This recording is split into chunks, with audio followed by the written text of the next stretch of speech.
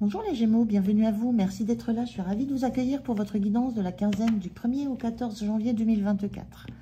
Donc, lecture générale intuitive toujours. Prenez les messages s'ils vous parlent, si ça fait écho en vous.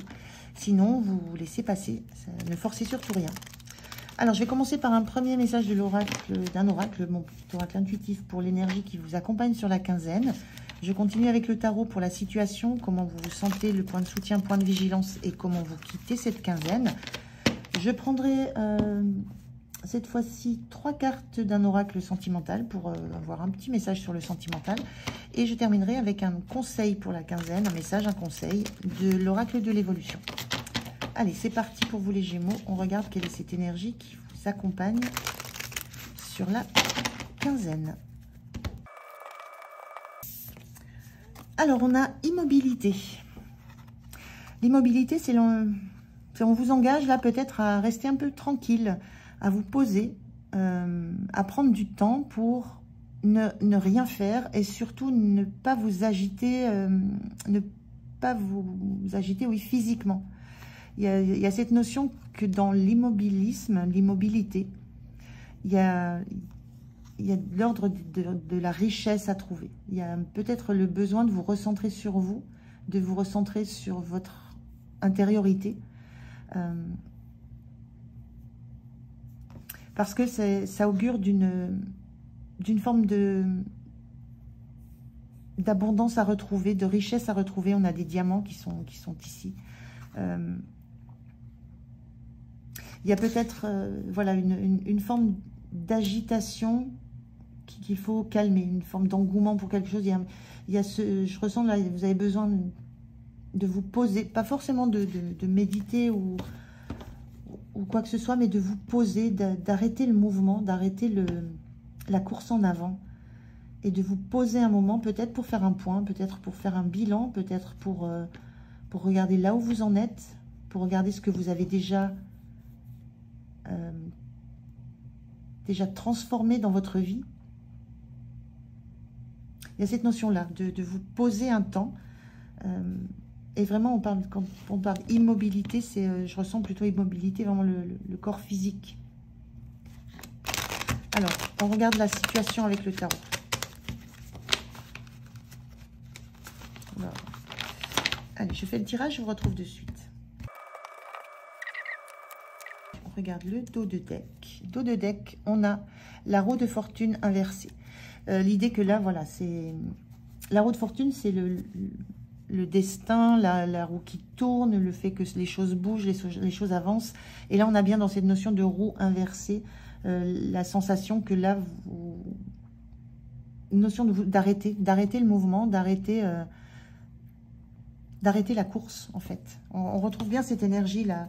Alors, la roue, c'est souvent, voilà, c'est les occasions de la vie, c'est le destin qui se met en route, qui vous offre des opportunités, qui vous fait avancer. Là, c'est ne pas... C'est justement ne pas bouger. C'est rester immobile. C'est ne pas s'engager dans des actions, dans des mouvements. Rester immobile, c'est très important, j'ai l'impression. Alors, dans la situation, on a le 4 de coupe. On a l'ermite inversé et on a l'empereur. On a des énergies là de... Pardon. On a des énergies assez immobiles. Même l'ermite inversé, ça reste quand même des cartes d'immobilisme. On voit ce 4 de coupe. On a un personnage là qui est assis et qui est juste... qui ne s'occupe pas de ce qu'on peut lui apporter d'autre, qui regarde simplement ce qu'elle a déjà, de bien en elle, de bien autour d'elle, et qui ne se laisse pas happer par une autre opportunité, quelque chose de nouveau, qui prend le temps de se centrer, de se concentrer, qui reste immobile et qui se centre sur ce qu'elle possède déjà. Et l'ermite, on a l'ermite inversé, on a l'empereur. L'empereur, c'est aussi une énergie très statique. Voilà, on est dans du 4, on est dans du stable, on est deux fois dans du 4, hein, dans quelque chose qui est stable, qui est statique. Il y a cette notion-là avec l'empereur de la même façon, de se poser, d'être immobile pour prendre les bonnes décisions, pour faire les bons choix, pour donner les bons conseils. Il y a l'idée là d'une posture que vous... Peut-être que vous avez besoin de prendre de cet immobilisme-là, de vous poser, de vous asseoir, parce qu'on va peut-être avoir besoin de vos compétences, de vos capacités, de votre analyse, de votre pouvoir de décision, et que ça va passer par, pour vous, une compréhension de ce que vous avez autour de vous et ce à quoi vous êtes attaché, et une compréhension que vous avez besoin d'être dans une forme d'immobilisme pour bien comprendre ce qui se joue autour de vous. Cet ermite inversé, c'est l'idée que vous avez déjà fait un grand travail d'introspection. L'ermite, il est plongé vers son passé, il éclaire le passé pour pouvoir bien appréhender l'avenir. Cet ermite inversé, c'est l'idée que vous avez déjà bien compris ce qui s'est joué dans votre passé, vous avez compris vos expériences, vous en avez tiré des bonnes analyses, vous en avez tiré des compréhensions que vous allez pouvoir maintenant mettre en œuvre avec une posture d'empereur, avec la connaissance, avec le savoir, avec la certitude que ce que vous dites, ce que vous portez comme proposition, c'est juste, c'est éclairé et ça relève d'un apprentissage et d'expériences vécues.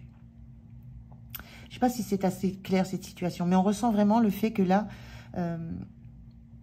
quand l'ermite se tourne à nouveau pour avancer dans la vie, c'est très tranquille. C'est encore le moment où il quitte l'introspection pour prendre le temps d'analyser, de comprendre ce qu'il a vécu. Et là, on est bien dans ces énergies, on a 3 énergies là de personnes statiques. Donc c'est vraiment cette immobilité qu'on vous demande, parce que je pense qu'il y aura des décisions. On va faire appel à votre capacité de prendre des décisions et d'énoncer peut-être aussi des jugements, des positionnements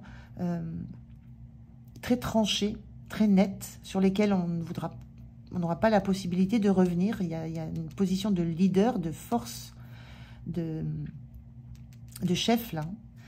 Mais ça a nécessité d'éclairer ce qui en vous avait beaucoup de valeur, ce qui comptait en vous. Et à partir de là, vous pouvez être dans cette posture de celui qui a la connaissance, qui a l'expérience et qui sait que ce qu'il va énoncer, ce qu'il va proposer, ce qu'il va demander, ce qu'il va juger aussi, ne pourra pas être remis en cause.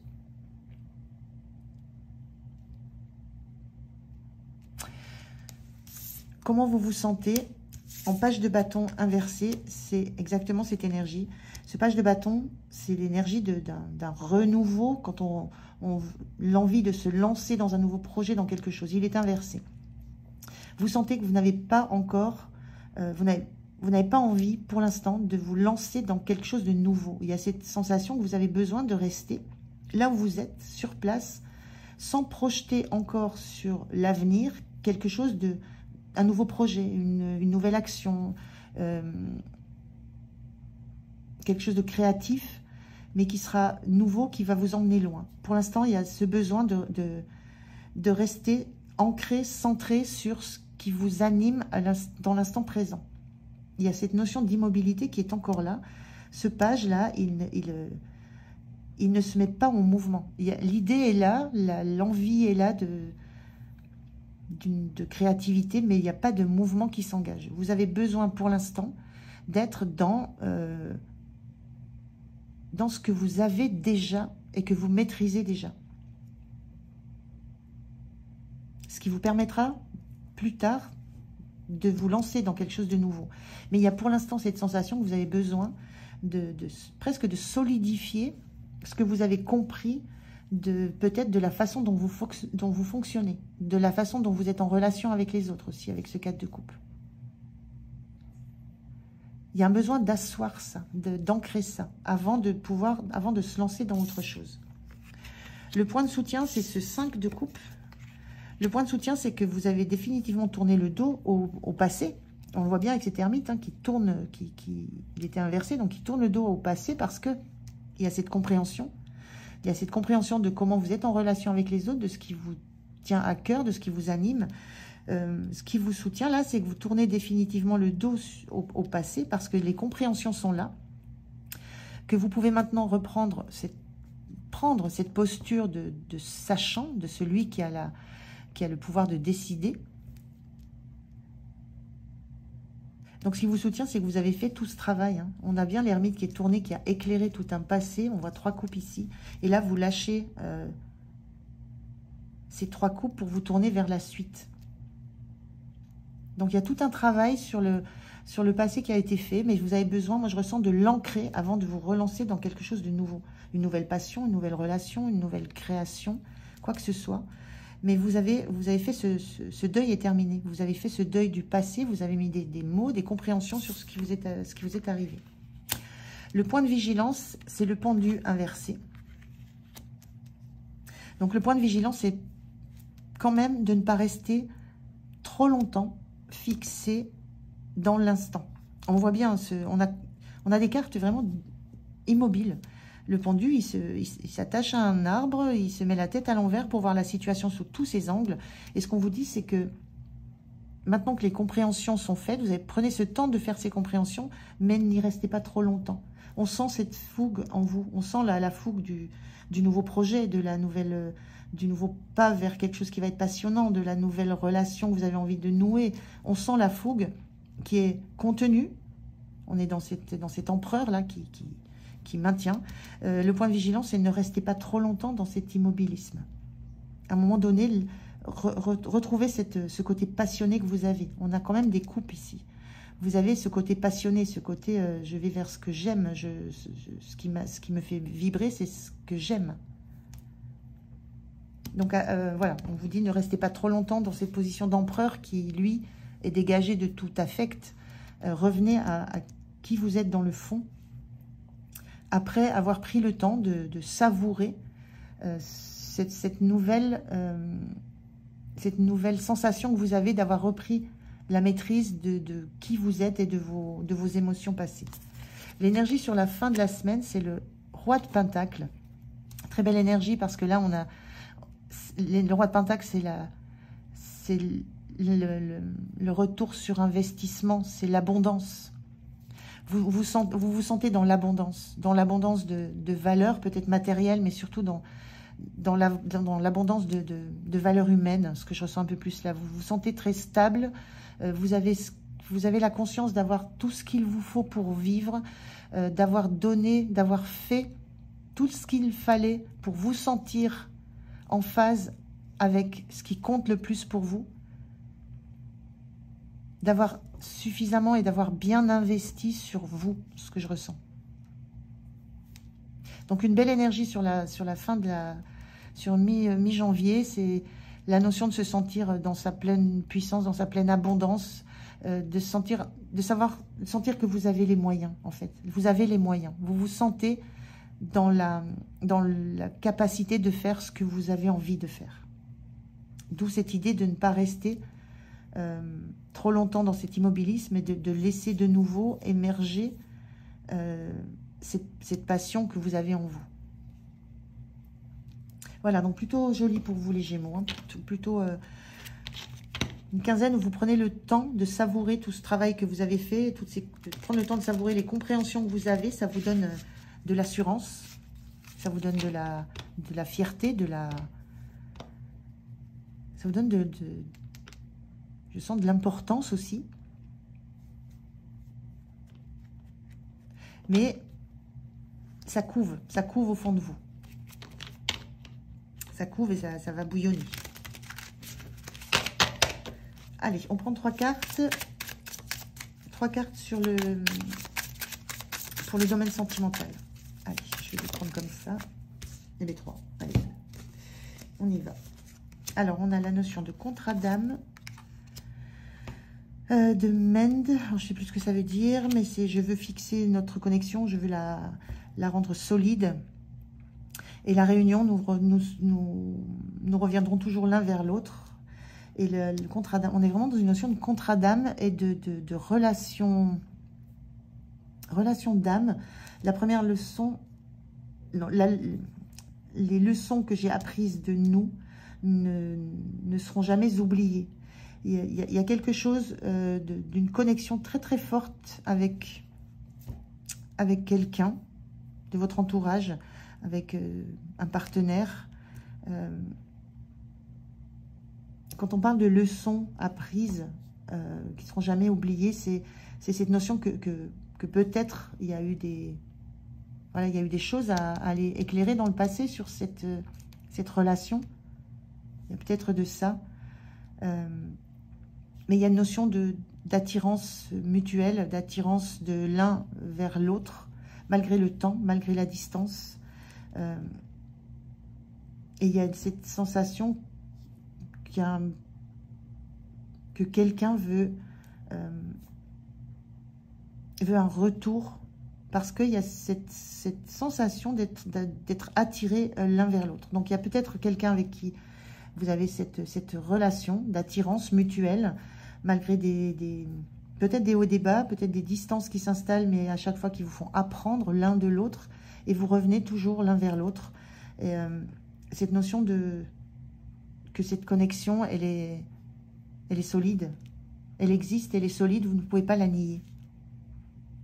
Donc voilà, moi ça me parle plus d'une connexion comme ça, très, très forte, qui vous fait vous réunir, vous séparer, vous réunir, et qu'à chaque fois vous apprenez. Mais il y a une attraction, une forte attraction. Voilà, vous prenez vraiment si ça vous parle.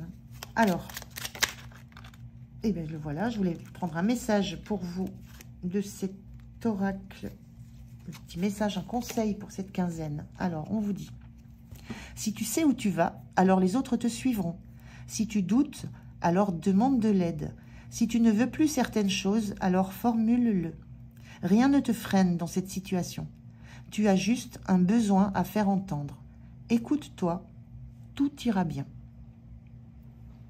Voilà, c'est un message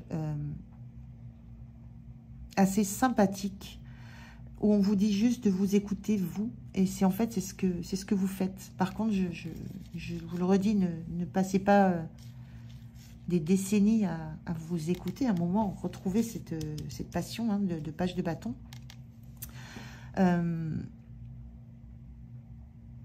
Écoutez-vous.